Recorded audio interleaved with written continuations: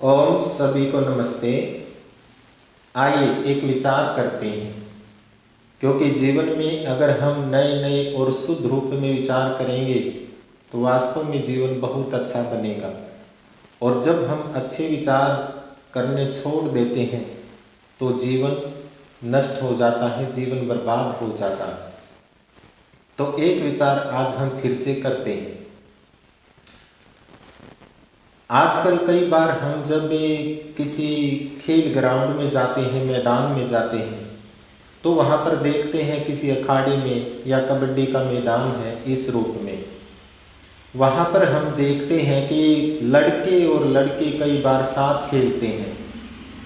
कई बार हमने ऐसा देखा है कि कबड्डी का मैदान है और वहाँ पर लड़कियों के साथ लड़के खेल रहे हैं, उनके साथ कबड्डी का अभ्यास कर रहे हैं। तो मैं यहाँ पर एक बात आपसे करना चाहता हूँ, विचार करना चाहता हूँ, विचार को साझा करना चाहता हूँ कि ऐसे अगर लड़कों के साथ लड़की इकट्ठा उनके साथ अभ्यास करेंगे या अभ्यास करेंगी तो कभी भी वह ब्रह्मचारी नहीं रह पाएंगे। बहुत से व्यक्ति यहाँ पर एक विचार रख देते हैं, वो कहते हैं कि ऐसा कुछ नहीं है, अगर मन में दोष नहीं है तो लड़का लड़की साथ में खेल सकते हैं, कुश्ती के गुर सीख सकते हैं, वह जोर आदि कर सकते हैं। लेकिन आप क्या ऋषि मुनियों से बड़े हो सकते हैं? विचार करें, आप क्या शास्त्रों से बड़े हो सकते हैं? हमारे ऋषि मुनि, हमारे शास्त्र जहाँ ये कहते हैं कि स्पर्श भी ना करें, दर्शन भी ना करें जिसने ब्रह्मचर्य का पालन करना है, तो कैसे हम मान सकते हैं जीवन में कि एक लड़का और लड़की साथ खेलते हुए, अखाड़े में साथ जोर मारते हुए, शरीरों को स्पर्श करते हुए वे ब्रह्मचर्य का पालन कर सकते हैं?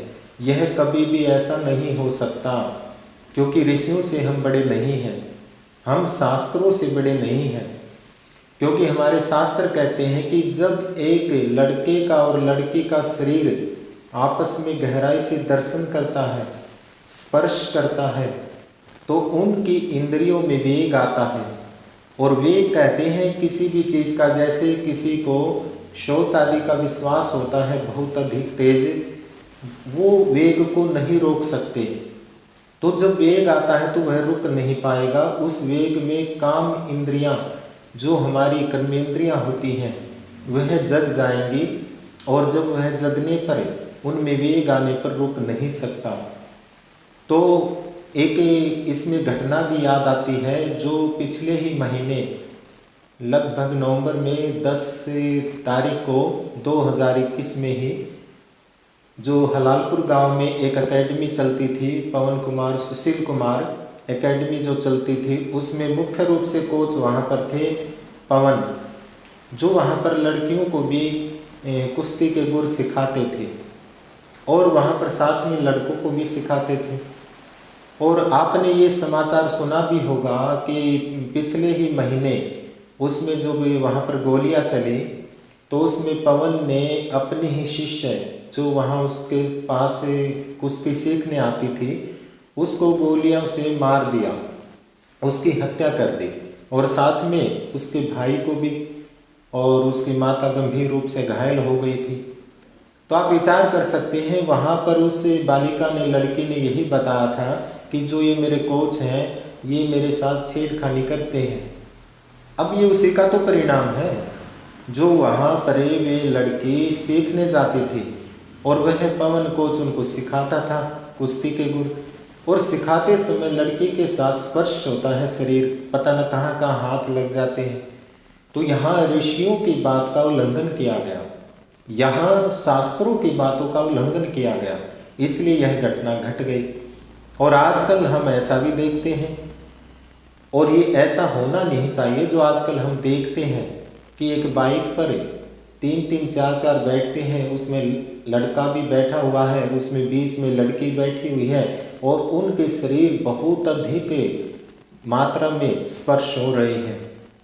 स्कूटी पर भी ऐसा ही देखते हैं, सगे बहन भाई भी बैठते हैं, उनके भी स्पर्श होते हैं।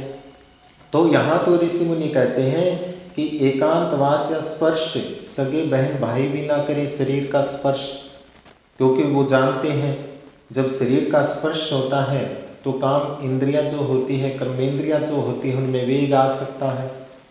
तो मैं तो यही कहना चाहूँगा, जो ये अखाड़ों में लड़की और लड़कों के इकट्ठे दोनों के जोर लगवाते हैं, अभ्यास करवाते हैं, ये ऐसा नहीं करवाना चाहिए। इसमें ब्रह्मचर्य टूटने का बहुत अधिक खतरा है। और एक घटना आप हलालपुर में देख भी चुके हैं। और जो ये साथ में लड़के लड़कियों को कबड्डी खिलाते हैं, ये भी ऐसा नहीं करना चाहिए। अगर आप शुद्ध रूप में ब्रह्मचर्य का पालन करना चाहते हैं, तभी ब्रह्मचर्य का पालन हो पाएगा जब आप लगभग 25 वर्ष की आयु तक लड़के का दर्शन ना करें, स्पर्श ना करें, उसी से आप ब्रह्मचारी रह सकते हैं। इसी के साथ अपनी वाणी को विराम देता हूँ। ओम शम।